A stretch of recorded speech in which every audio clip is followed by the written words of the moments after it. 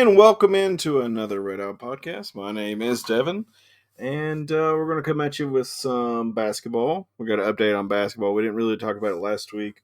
Pro Tops, and we're going to talk some football going into South Florida. Stick with us. Hey, how about them tops, son? All day, SEC boys. SEC, they supposed to be SEC. Crazy all day, baby. You're listening to the Red Out Podcast.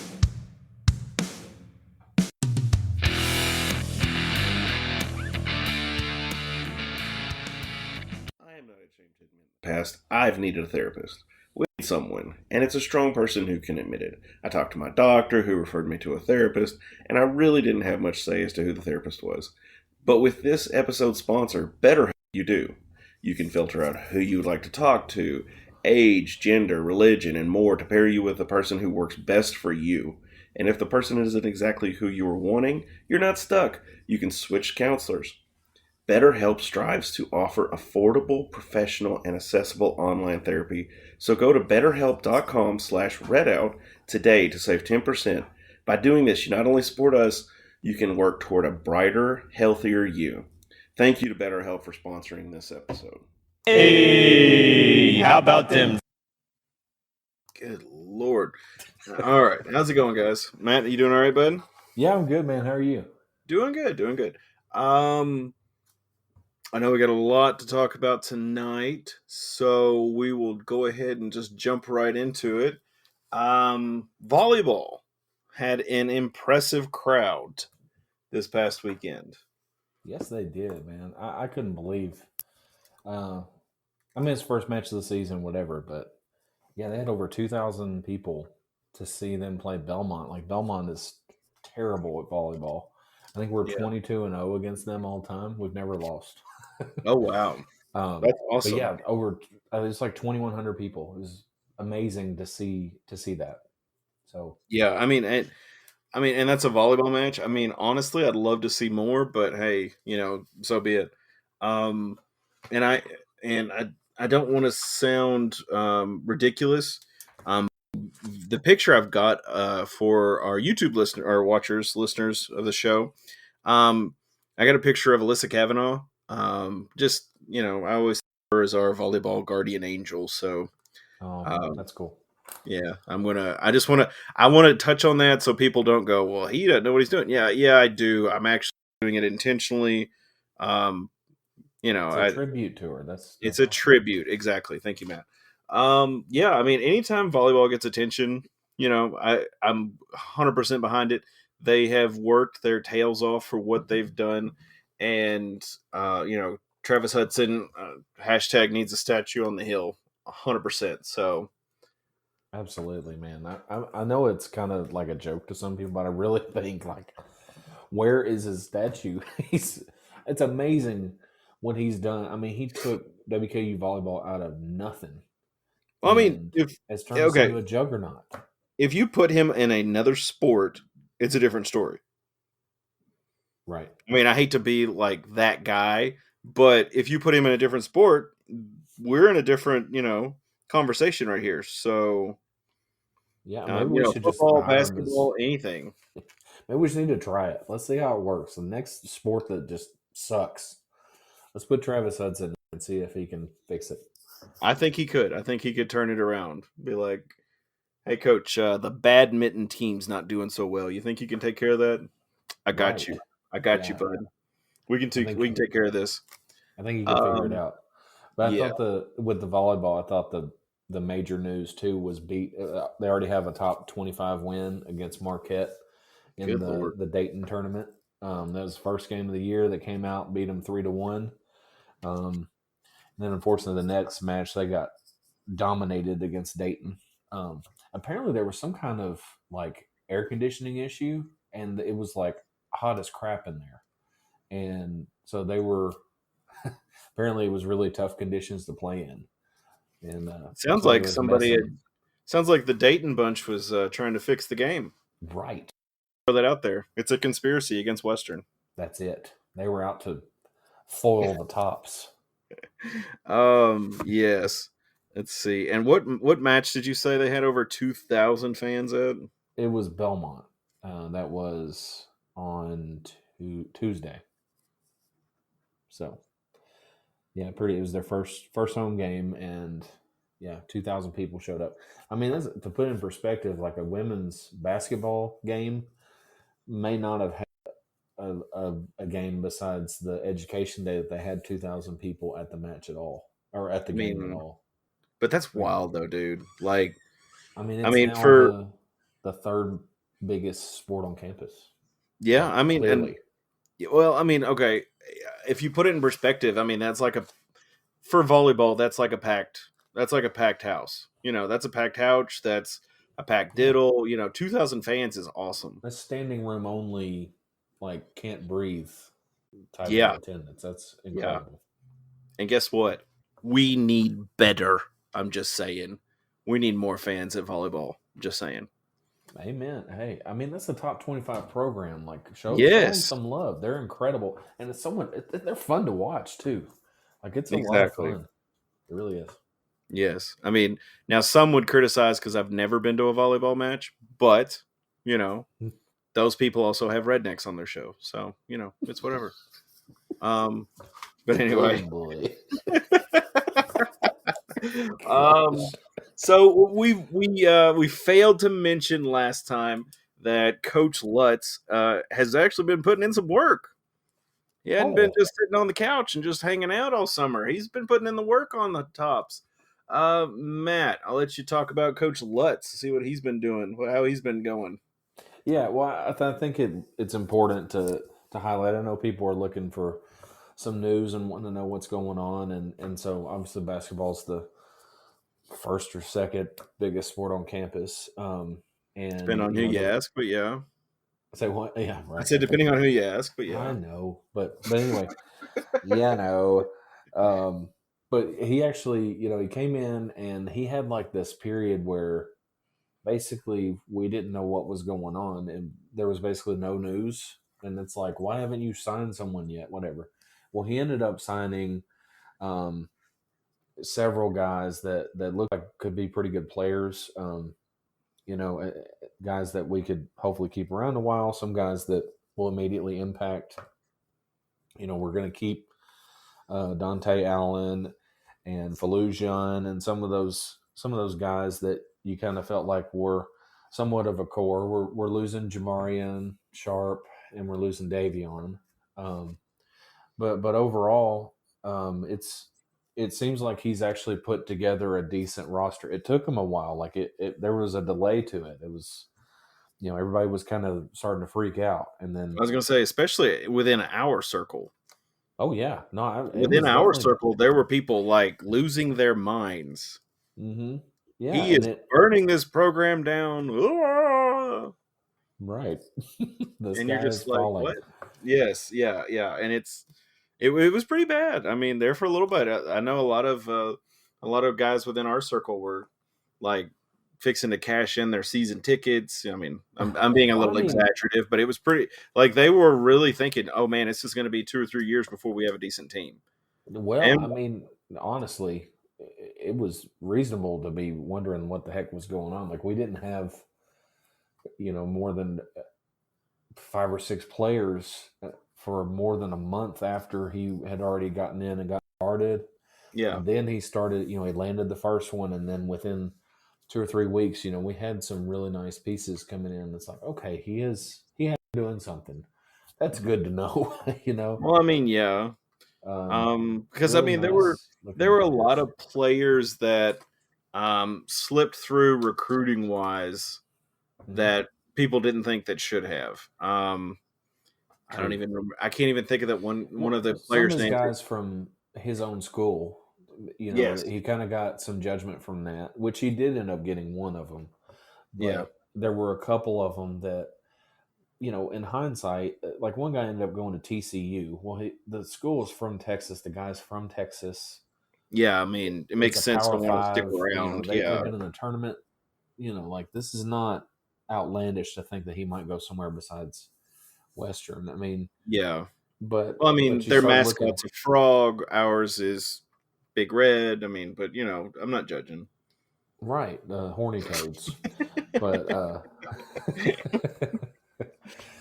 But he ended up with some nice finds. Rodney Howard from Georgia Tech.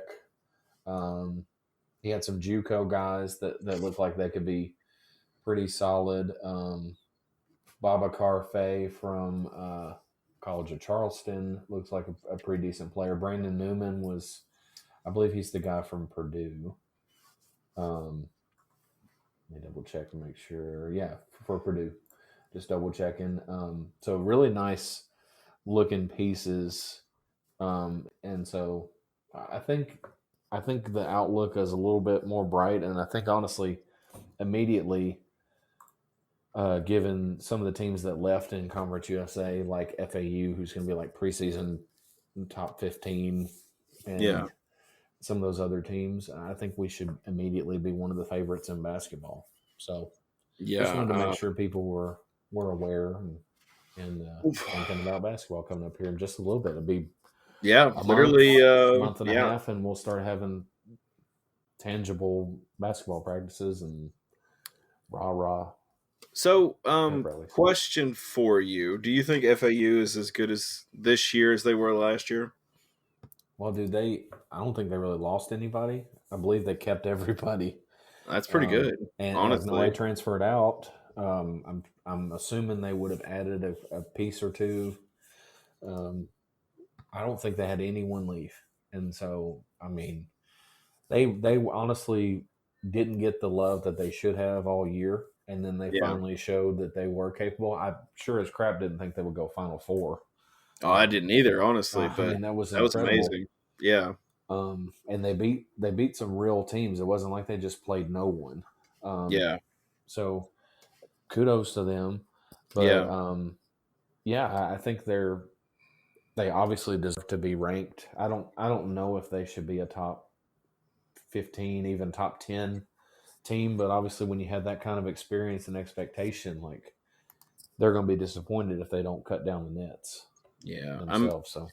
Honestly, I kind of feel like last year's tournament was a conspiracy. Like Judy paid off the people in the conference to get them in, but it's whatever. I mean, I have been on a conspiracy theory kick today, so if I get into it a little bit. Any other ones that you've like confirmed in your head? Let's see. Let's see here. The Illuminati is real. They you confirmed that today. I did. Todd Stewart is in the Illuminati, just so you know. Is that why he and Drake are such good friends? Yes, and Beyonce and Jay-Z. Yes, I'm sure there's and those three.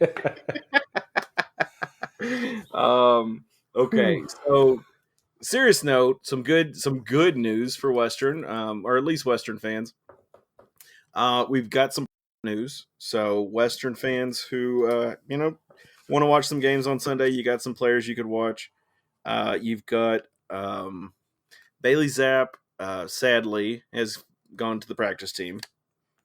So he's going to be on the practice team for the Patriots. So, boo! That was a surprise. Yeah, I am too. I think a lot of people were surprised with that, but maybe this is an opportunity for him to, put in a little work, figure out what he needs to do, and get picked up by somebody else. Because if I'm not mistaken, didn't Meredith do that? Yes. Jordan Meredith, who actually is with the Las. Gosh, so this is I about stumbled over it, but the Las Vegas Raiders. I always want to say Oakland. I'm sorry. Sure. But he's with the Raiders, so that's another pro top. But he was actually on the Los Angeles Rams, and then I think he was on their practice team after the preseason. But he was an undrafted free agent signed in 21. But that's a possibility for Zapp. He may end up in a situation like that, and he can maybe work on some of his stock. I'll say, some of his draft stock. But we got Jordan Meredith still in the league, so I'll cross him off my list. Yeah, I was Go ahead, Matt. Real quick, Bailey Zapp. He did have a tough preseason. I think that's a lot of the reason why he may have gotten cut. I mean, he had one game. I think he had 3 fumbles. and his completion percentage was like 60 instead of 65 or 70. So he just kind of had a rough go of it. And hopefully he gets lands on his feet and continues to work at it. Of course, one of our friends in our friend group, he's a Patriots fan. He said they've only got one quarterback. Yeah, I mean they've got to pick up somebody else. I'm sorry, they cut both of their guys, so obviously that tells me they have someone else in mind, or they're going to go get someone. Yes, because obviously you can't function without two quarterbacks. I mean, you can't function because I mean, like statistically, you've got a long season ahead of you, and I mean, unless Tom Brady's coming out of retirement, and we just don't know it yet. Gosh. The Illuminati. The Illuminati. Oh, Sorry. Yeah, he's in there too. Todd Stewart, Tom Brady, Beyonce, Jay-Z, Ice Cube, Drake, Tom Hanks. I'm just throwing out random names at this point. Another, yeah, there you go. Well, yeah, I mean, it makes sense. How else are her tickets selling for so much? I'm just saying. Right. It's a conspiracy. Okay, so this is something we heard over the summer, or at least I heard, about people buying those tickets, which are what, $5,000 a piece, some of them? Good freaking God. And they go to these events, these concerts, and they make their picture in them, and then they leave. Like, there's people who are rich, and then they're stupid rich, and that's stupid rich, in my opinion. Like, if you're just like, $5,000, I'll make a picture and leave. Well, I mean, if the picture goes viral and you make $20,000 off of it, I guess that's a profit. Yeah. Okay. But, sure. Okay. Yeah. I don't know. Yeah. I was like, what? Of course, the funniest thing for me was I saw a TikTok of a guy going to a Taylor Swift concert with his significant other. And he's like, it's actually really nice, like during the concert, because there's nobody out here. He's like, you can walk to the bathroom with no line. You get your food pretty quickly. I was like, that's really funny, actually. During the concert, he's actually like walking around, not in the concert. But like I said, we're going back pro tops. D'Angelo Malone, he is with the Falcons. God bless him. And I mean, hey, if you're in the pros, it don't matter who you're playing for as long as you're playing. You're getting paid to play. So. Of course, he's playing linebacker, which wasn't he a defensive end, if I'm not mistaken? He was an edge rusher. Okay. So he's a little bit of both. Okay. Yeah, we talked about Zapp. Let me cross him off my list. And Malone. And we've got Khalif Halisi. Halasi, bud. Halasi. Yeah. You know why I say Halisi is because of Game of Thrones. I got you. You probably never watched that show, though. Nope, not really. A good Christian boy like you. So funny thing is, Khalif Halasi, if you Google his name, it pops up for the Kansas City Chiefs page, and then it says 404 page error. Well, yeah. Cool. And then there's like this little, if you just Google it, listeners at home, if you're able to, and you can see Patrick kind of doing this shrug gif. And it's hilarious. I'm sorry. Like, they literally got this dude doing this. And then we have one. And for our circle, it was a little contested. And I think that my contestation is valid. Because, okay, so Mitchell Tinsley was at Hutchinson Community College. And, in 2020, he transferred into Western. He was at Western for a year, 2 years, I'm sorry. Mm-hmm. He had 43 receptions in his first year for 377 yards and 4 touchdowns. In 21, he was a 14-game starter, so he started all season. He had 87 receptions for 1,402 yards and 14 touchdowns. That's freaking awesome. That's amazing. And I'm not undercutting that at all. He then transferred to Penn State in 22. He started. He had 13 starts. He recorded 51 receptions for 577 yards and 5 touchdowns. Honestly, I think that's wasted. Yep. I mean, I think he could have had another 1,400, if not more, season at Western, and his draft stock would have been higher. 100%. Like, I was thinking about this. It's frustrating because, I mean, first of all, he did make it. So good for him. The talent Yes. made it through, and they were able to see that he was a good player. Yes. But he would have been drafted at Western without question. He would have been drafted, and he would have had a roster spot unless he was a screw-up. But instead, he had to battle to even make a squad, and he still might get cut.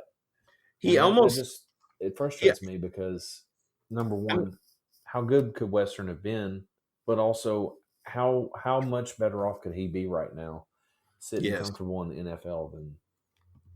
I mean, you're right. You're 100% right. And my thing is he was almost 1/3 of the yards. He had 1,400 the year before, and he had 570. So yeah, it's not quite half, but anyway, he had a fraction of the S yards, and he almost ended up with like less than. Let's see. He had 14 touchdowns the previous year. He had 5 touchdowns in 22. So he was almost a third in both yards and in touchdowns. So, it's one of those where you're like, really? You just need to.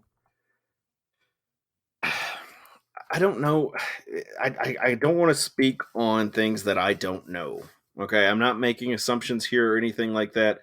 But my thing is either A, you got somebody in your ear telling you, hey man, let's go bigger. You can go bigger. You can, you get a bigger school, you'll get better draft stock, yada, yada, yada. Well, that's not always the case because Taywan Taylor played for the Titans for a number of years. Perfect example right there. Of course, I'm pretty sure that dude could race a Corvette, but anyway, dude had some freaking speed on him. But Western has people who go pro, and there is a complete, we are Western, and we are a school that has people who go pro. There's no issue staying here and finishing out your career, and he probably would have excelled even more, but. I digress, Matt. What do you think? Yeah, man. I mean, it's something that I've had an issue with for decades about people leaving Western, whether it's coaches or players transferring or whatever it is. A lot of times you think the grass is going to be greener on the other side, but it's not always that way. And you just hate to see it when kids screw up. In this case, it worked out. Thank God. I'm glad. I'm happy for him. Yes. Does he count as a Western player? Is he going to be announced as a Western player? I don't know. No. It probably won't be. It'll probably be considered Penn State. Yep. But it stinks because I think that, especially if he maybe makes it this year, next year he's going to have the same battle on his hands unless he establishes himself as a real legit receiver in the NFL, and then he'll have a spot. But he's going to have to struggle versus being a second, third, fourth round pick and being guaranteed that you're going to have 4 or 5 years in the league to establish yourself. Taywan Taylor came in and he frankly was not very productive with the Titans. He had issues, but they had to keep him on, and he made a bunch of money because he was a high draft pick. Yes, yeah. Tinsley wasn't even drafted. He was just an undrafted free agent, and he happened to find the right situation and is on a roster, thank God. But that's a lot of risk to take to get 500-something yards at Penn State versus have a record-breaking year and be a top 2 or 3 round draft pick. Oh, I agree. It's it's one of those almost situations where, hey, we've got this super awesome car. Let's fix it this way, or let's do this and let's do that, and you almost tear up the car. Was it worth it? I don't know. I don't think so. But I'm hoping, like you said, he can stay on the roster, do well. Because honestly, all of these guys that come and play at Western for a year, 6 months, whatever, and if they transfer out, honestly, I wish them the best. So be it. But in the grand scheme of things, like when they do that little introduction on ESPN and they're like, Mitchell Tinsley, Penn State University. That's what they're going to say. He's not going to say, Mitchell Tinsley, I went to Western for a little bit, and then I'm at Penn State, and then I got here. That's not how it works. So I'm sorry. That's just how it is. Like, I was telling, one of the friends in our friend group or circle, he was talking about it. He's like, well, maybe, we could say something like that. And it's like, do you, like, you're friends with your exes, obviously. Like, I don't talk to any of my exes because they're all bitches. But anyway, they, but anyway, like, like when they get married, like, do they say, oh, I dated so-and-so and then I married you? Like, no, they don't do that. Who cares? That's like, no. So, hey, I wish him the best, so be it, whatever. I hope he does well. I hope he succeeds in the league. And maybe someday he can be a host of a NFL TV show.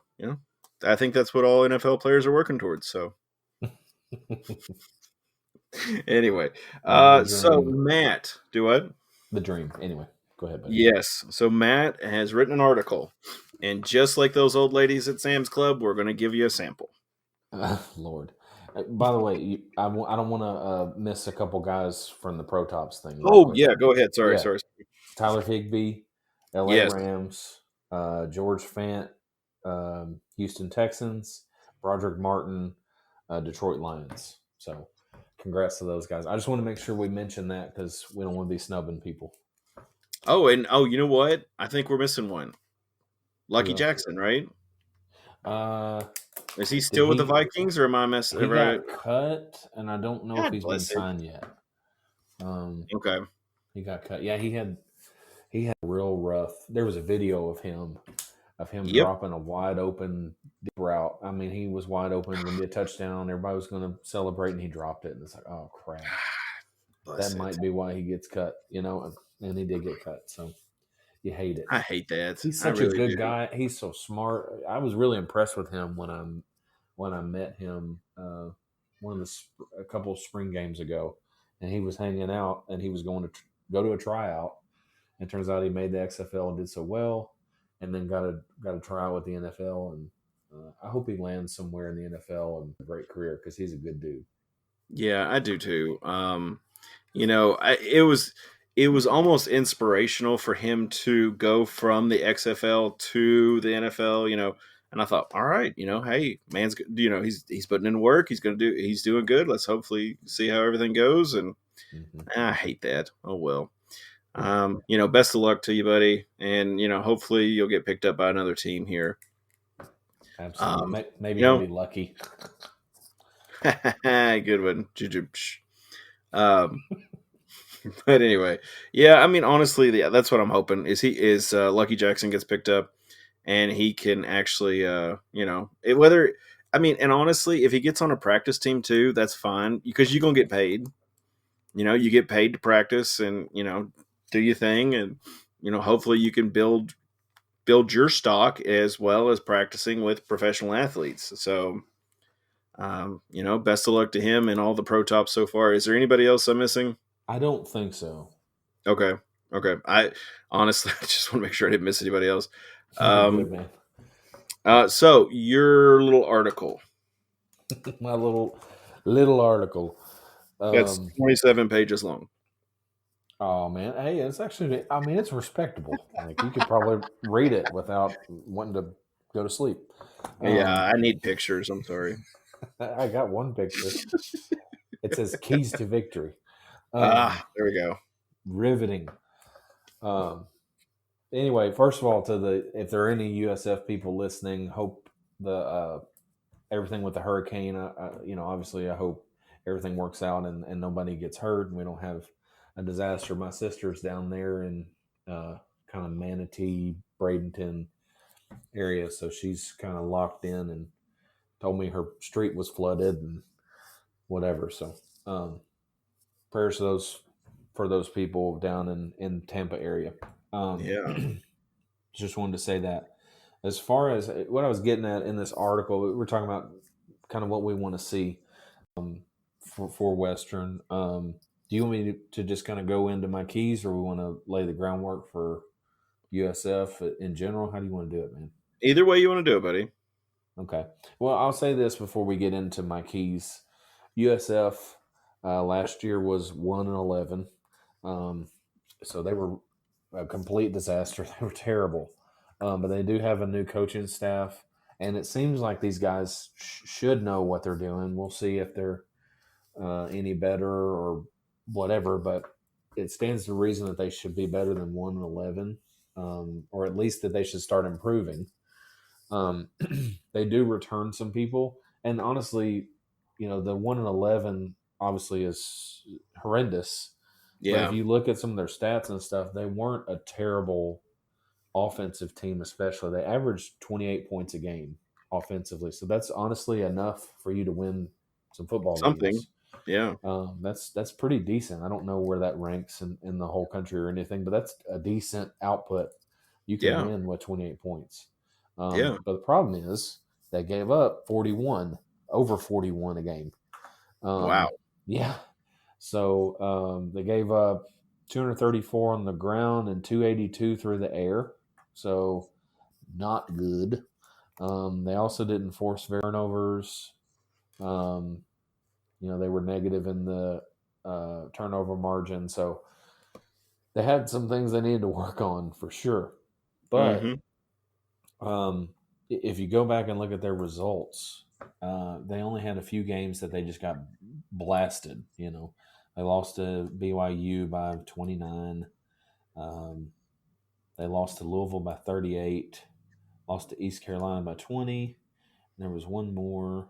They lost at Temple 54-28. But every other game was respectable. SMU, they lost by 18. Every other game, though, they played at Florida, they lost by 3. Oh, good Lord. They played at Cincy, lost by 4. Tulane, they were within 2 touchdowns. Houston, they were within 2 touchdowns. Tulsa, they lost by 6. Lost to UCF by 7. So they had some games where honestly they could have been 4-8 or something at least, and they just kind of had some. They just weren't a very good team. And so I think people look at USF now. Well, they were 1-11. It's going to be a blowout. We're going to kill them, and we might. But I think it's something that I would caution people, because when you have a defense that's that bad, it doesn't take much to fix a few things and have them be competitive again. Even regardless of who's there, whether they have the pieces or not. Sometimes it's just somebody didn't know what they were doing. And you fix a few things and make sure they're fundamentally sound and they're competitive again. And so that just kind of sets the stage.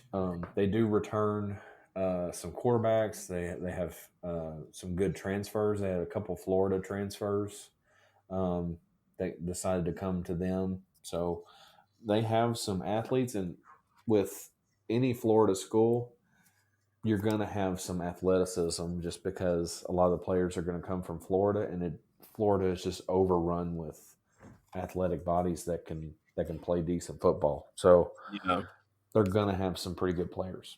Well, I mean, that was the whole thing back in the day, was Florida was the fast state. Yeah. That's what that's what they used to call it. It was the fast state. And it's like, okay, cool. Yeah. I mean, there's a lot of talent in Florida. You'll see even some of the Division II schools, Austin Reed, he went to Western Florida, and he ended up here at Western, and obviously he's a pretty good talent, but he was somebody that didn't really get recruited and then has worked his way up. Well, I mean, he's all right, but okay, yeah. He's decent. He went through 4,000 yards. Zappy almost threw 6,000. Yeah. Get over yourself, Austin Reed. Anyway, you have such an ego. Gosh. Everybody, just the hype on this guy. Get some humility. Anyway, a decent prospect, I'd say. And there's going to be some like hidden gems there. Even FIU, God bless them, they've got they've got some talent too in there. I mean, 73-0 says maybe not, but I mean, year to year they could have some growth. I mean, yeah. I'm not going to say we're going to have another 73-0 year, but I mean, it could be rough. I don't know, but just have to go. You just have to see, Yeah. I just think in general the things to pay attention to, or to think about before we get into the keys is just they're probably going to be better than they were last year just because they got a new coach that hopefully knows what he's doing. Yeah. So they're going to improve. Hopefully, we also improve too because we've brought back 15 players that are supposed to be really good players, and it doesn't seem like there are tons of holes that we have to fill in, and we should be decent in most places. So hopefully, we also improve. So when you're trying to figure out how this game is going to go, you never know. It's the first game of the season. A lot of times, games are won and lost by someone screwing up. So if Western turns it over 5 times, it gives USF a chance. If we can't run the ball, if we can't pass, if somebody gets injured first play or something, like things happen. Yeah. And so it might be kind of a mess in terms of like the fundamentals and everything, but hopefully we come through it unscathed. So, Devin, were you going to say something there, man? Go ahead. No, you're good. Yeah, I honestly, I think we've got a really good shot against South Florida. Oh shoot, I ain't got that pulled up. Is that home or away? Is that in Tampa? You just say? No, man. It's at Western.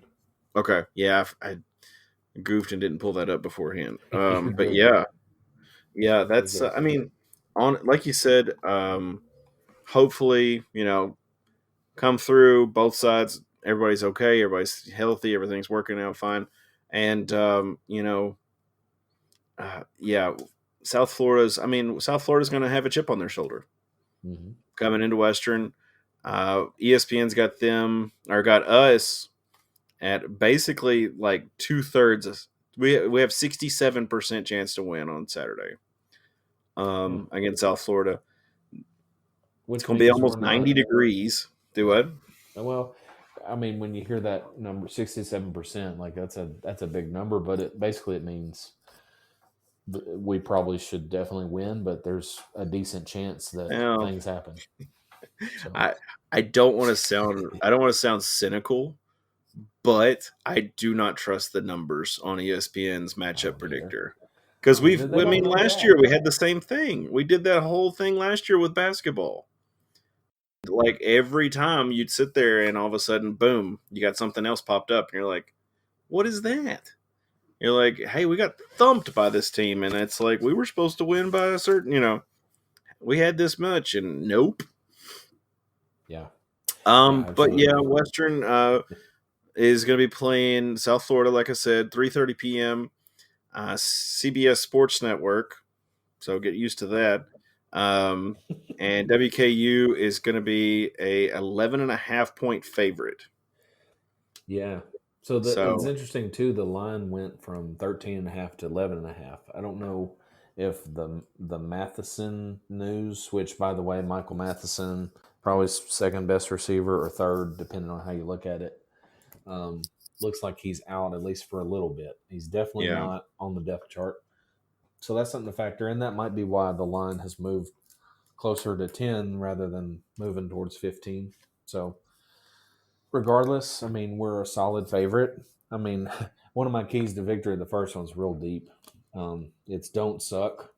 Pretty good. Basically, like, just do a good job. Kind of like I was saying, don't just screw the pooch. Like don't just completely poop the bed, and you're probably going to be all right. I mean, it's really about not making mistakes first week. I mean, you're going to be a little sloppy, but don't do something like don't pick 6 from the 1 yard line, or that flips the spread. If you think about it, that's 14-point swing. You're favored by 11 to 14 points. Well, don't throw a pick 6 from the 1. Don't do something that just completely ruins a couple drives. Yeah. and you probably ought to come out okay. So that was one of my keys. Getting into those a little bit. I said wide receiver depth. Obviously, Matheson's out. Really the only proven consistent wide receiver is Corley. You got Dalvin Smith, who's been a red zone threat, but is he ready to be that 700-800 yard type of guy or more? I mean, he's got talent. He's nice and long and athletic and everything. Probably needs to put on a couple pounds, but he's a nice talent. You'd like to see him take that step to be the second best receiver if Matheson is out. Next was I think we don't need to see an elite offensive line. The offensive line was incredible last year, but you lost a few pieces. We still need to see that they're good. They need to be above average. Let's see a pretty decent offensive line. If they give up a couple sacks, fine, but let's not be awful. You want to be absolutely terrible. I want to see Austin Reed take his next step. In his development, I think he's got that reputation of being a gunslinger and just kind of throwing it around and, kind of the Brett Favre, like, I'm just going to throw it in there and see what happens. And I think he needs to still be himself, but you want to see him make some better decisions. Well, and I just elaborating a little bit on that point. My thing is with Austin Reed, I mean, he has to have that protection. And what I would worry about on Saturday is, confusing blitz against a younger offensive line. Maybe different pass coverages against with the blitz, in conjunction with, to maybe trip him up while also, rushing his throw as well.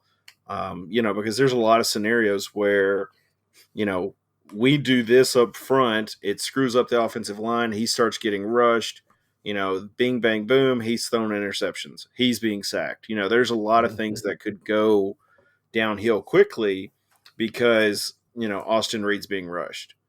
He's being rushed on the throw. He's being forced out of the pocket. He's not comfortable back there. And that's a situation we have to avoid. We have to keep him comfortable and protected, We won't, ideally him sitting in the backfield, lazy boy and just tossing it is the best situation. Him just taking his time. He sits back there for 6 or 8 seconds and then he makes a throw wherever he wants to. Sounds good to me. Let's do it all day.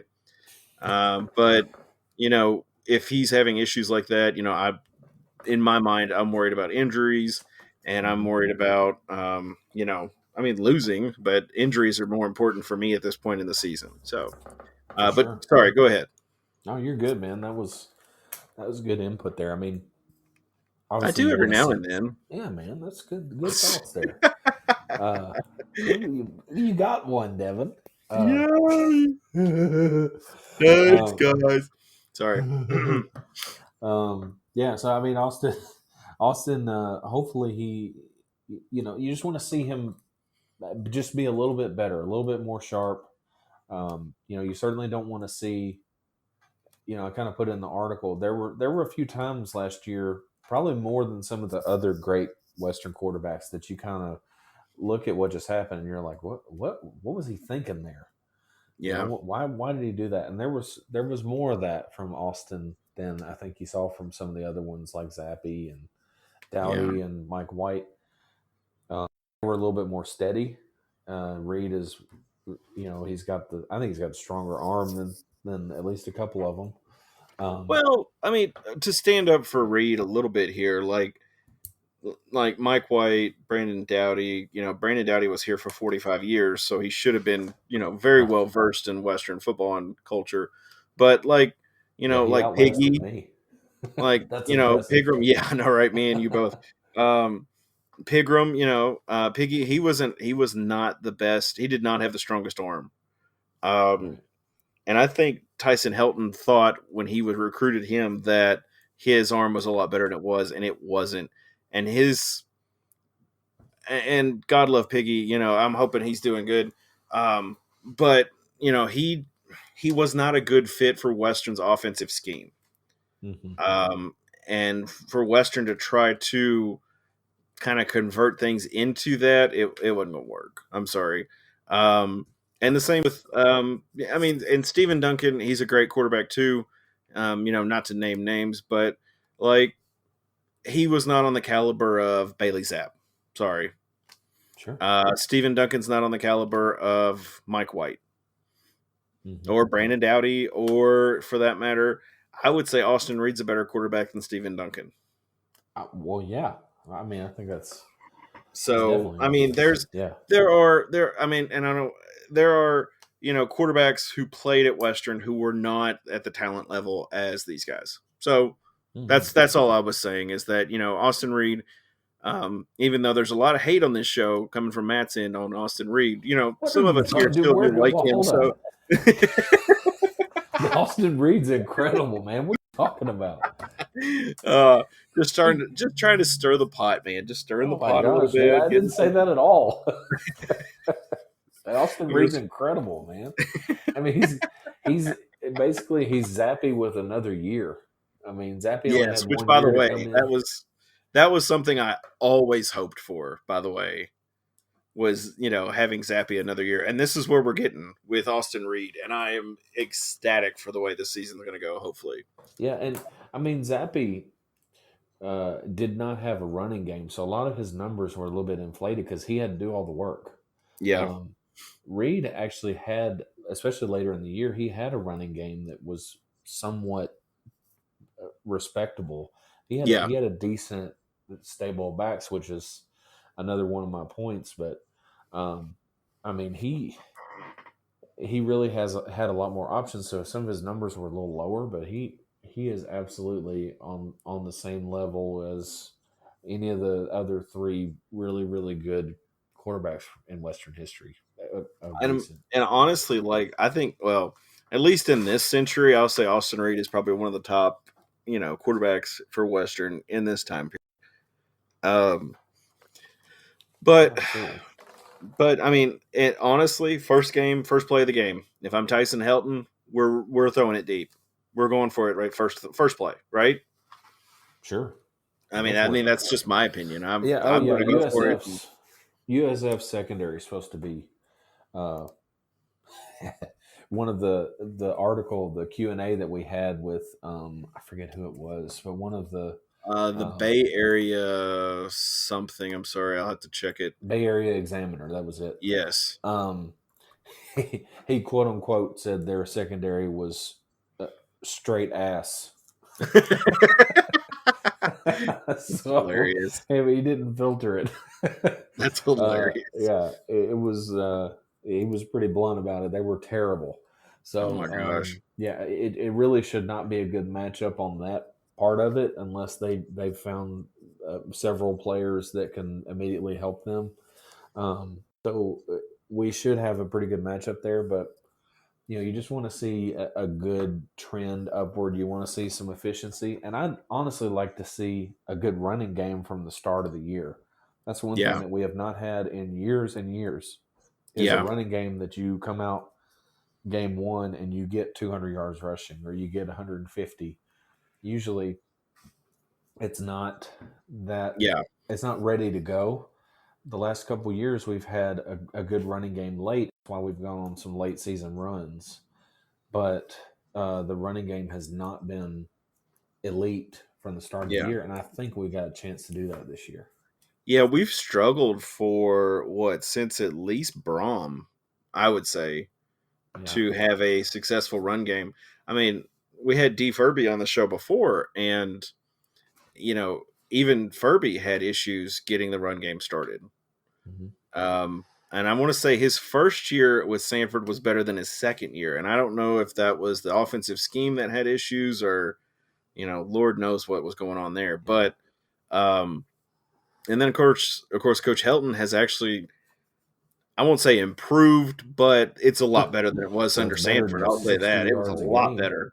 But, like you said, with Zapp, he had options for running back, but it wasn't as strong as, as it was with Brom or, Coach Taggart or Coach Elson. You know, those teams had, I mean, Antonio Andrews, Bobby Rainey, you know, players like that had a lot more, had a lot more. I don't want to say talent, but you know, maybe there was a better offensive scheme there that helped them with the running game. That's what I'm going to say. I mean, one of the weaknesses with the air raid is, you know, even losing focus on the running game. Period. Like you don't run it that much. No. But I think this year it would be a mistake not to use the 4 guys that we have. I mean, we have 4 legit guys that any of the 4 of them could probably start on most of the teams in the last several years, and all of them should be able to contribute. And I'm hoping that we put them to use, because there were some really nice signs from each of them last year. And the 4th person, Elijah Young, is a transfer from Missouri who played and had some pretty decent. Like he averaged 5 yards a carry at Missouri. So, I mean, that's a respectable SEC caliber guy coming in, and he probably isn't going to start. You know, you got Marquise Stepp and Davion Irvin Poindexter that are probably your 1A, 1B, one way or another. Yeah. And then you got LT Sanders and then Elijah Young somewhere in there. So all 4 of them are good, and I think all of them can play. So I hope we put them to use and see some nice moments from the running game for once. Well, I mean, and to kind of elaborate on your point, like you said, is if like with the air raid, you lose focus on your running game, like you just said. But the other side of things is that if you have a decent running game, then you open up the possibility for your quarterback to throw over the running game, or to overthrow the defenders, is what I'm saying. Mm-hmm. So you know, it gives Reed more options. It also helps our running backs, because when the defense's first motion is back, you know, that's automatic a couple yards, you know, at least, you know, 5 or 6 yards. And guess what? You do 5 or 6 yards again, you got a first down. So there we go. Amen, brother. And it also helps with the clock. You got the running game, you're going to cut the clock out. You know, you'll score a couple touchdowns, you run the clock out, you win the game. There you go. Actually, that brings up a couple thoughts there.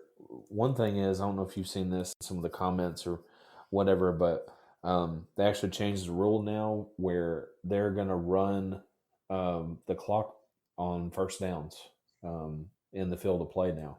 So it's going to be more like an NFL game until the last couple minutes, and then it stops.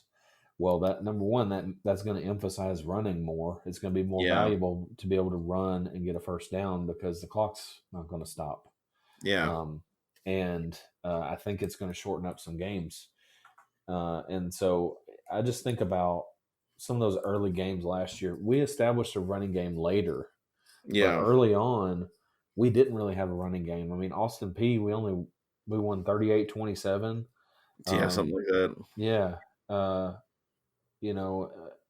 Indiana was another game. We were up late I think it was in the 4th quarter by 11. Yes. And ended up choking it away. Well, if you had a running game that could shut that baby down, it wouldn't have mattered. We would have been able to run out the clock, but we couldn't get a couple first downs. If you can run the ball early in the year, some of these games that you were throwing away last year are immediately fixed.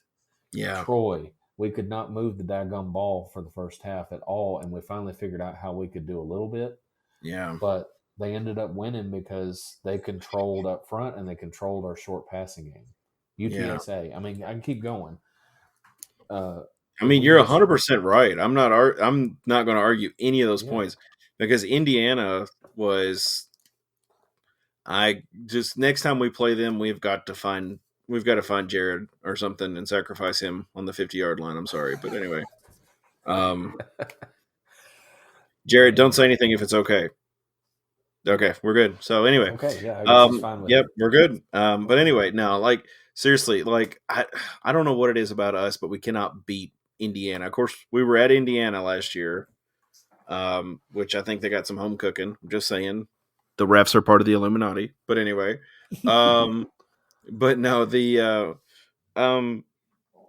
we can't beat Indiana for whatever reason. And like you said, if we'd have had the run game, if we could have taken some more time off the clock, we could have hypothetically shoulda, woulda, coulda won that game.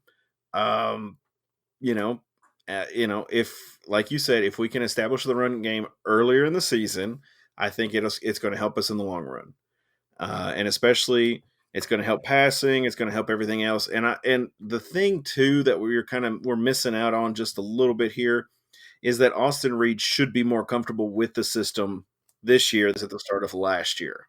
Mm-hmm. So that's going to give us a leg up too. But one more thing, Matt. Yeah. Let's talk predictions. Okay. So what are you thinking for Western Kentucky versus South Florida? Where's your scores at? Yeah, I mean, I think I kind of went back and forth. I mean, honestly, the more that I've listened to and paid attention and read articles and looked at videos and saw some practice and stuff, the more that I think that USF could be somewhat competitive Saturday. I mean, yeah. I know some people think, oh, it's going to be a blowout. They sucked last year. We're going to be awesome. We're going to kill them. We're at home, whatever. But I do think if you're not prepared for a battle, then that's when you can end up having one. You can end up getting a surprise too at the end of the game and seeing the result. I do think we should take care of business, and my prediction is that we will. But I think it'll be a little closer than it's not a. I don't think it'll be like a 40-point blowout or something. I think both teams are gonna kind of make some mistakes. I think both teams will probably kick some field goals. Yeah, and I've got 30 WKU 37-16. Oh wow! Okay. What do you think it was going to be? Honestly, I'm going to say that I think there's going to be some mistakes on both sides of the ball. Like you said earlier, you were talking about USF able to score 28 points. And so I don't know why, but my mind just stuck with that. And I think Western and I think Helton and Reed and the offense are going to kind of keep the pedal down. And I think it's going to be 42-28. Okay. That is within 14 or so. Yeah. So I think it's a possibility for Western to in this game. I think it's going to be at home. It's first game of the year. It's going to be nice weather. It's not going to be too hot, too cold, whatever. So I think hopefully the fan base will show up and show out like they always do, all the way up into the third quarter. And then, hopefully that, I'm honestly like, I hope maybe Western, the hope they do well. Clanking of the beer bottles a couple blocks away will be enough crowd noise to really disturb the Bulls on Saturday. Yes. But no, I think Western, and like you said, reading them, I think that USF is going to continue with some of their struggles. And I think Coach Helton and the staff and, Reed and offense and defense are going to be able to capitalize on some of those issues. Yeah. But, we'll see. Hopefully, Western will win. We've got the game set up, or we didn't set it up, I guess. But the game is going to be 3:30 p.m. Yeah, 3:30 p.m. September 2nd, which is Saturday. It's on CBS Sports Network. The game is in Bowling Green, so if you're in the area, stop by. Make sure to go support the Tops. And I think you could probably listen on the radio on local ESPN radio station. What is it? 640, 720? I don't know if it's going to be on that, but it'll be AM. It'll be on 100.7. Usually is the radio station with Randy Lee. Hey, check it. Honestly, I prefer Randy Lee over some of these others. Randy's awesome, dude. He's the best. He's the best. He's the voice of the Tops. But check us out next week. We'll be here again. If you want to, if you don't mind, like, share, and subscribe on YouTube. Do all those little fun things. it helps us out a ton, and kind of gets our algorithm out there, and it helps us out. If you do need assistance, you can always check out betterhelp.com/readout, and it helps us out too. That the affiliate link helps us, and hopefully it'll help you as well. But Devin, yes, hey man, yes. I'm sorry. I know you're about to shut it down, but I did want to say something about BetterHelp. Actually, Okay. I've actually had some people in my life that last few weeks that there have been some incidents and people have honestly attempted suicide and whatever. It's really awful, and I just wanted to say that if you're one of those people that maybe thoughts are going through your head or you're struggling or whatever, there are people out there that care and that Yes. you matter, and that it's super important. If you need help, go be willing to admit that you need some help and go talk to BetterHelp. So Yes. just want to say that. I mean, you keep the anonymity with BetterHelp. You'll have someone to talk to, but you know what? Sometimes just reaching out to a friend and saying, I need help is the hardest thing. Yeah. But you know what? It's going to be harder without you in their life. I know things may seem bad, but you reach out and talk to somebody. You know what? I don't even care. If you send me if you DM me and say you need help, I'll talk to you. I don't even care. Amen.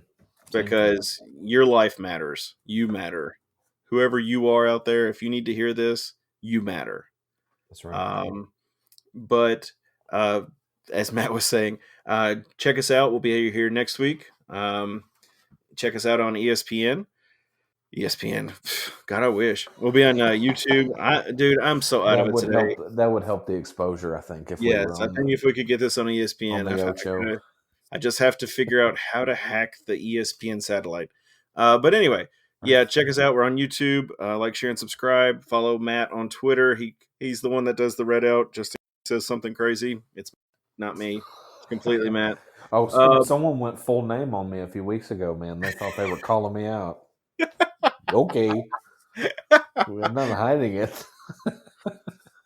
You told your mom, right? She can't do that again? Oh, yeah. That woman, I'm telling you.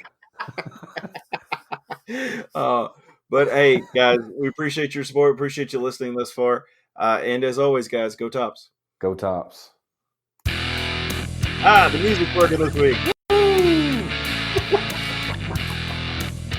Appreciate you, bud. Yeah, man.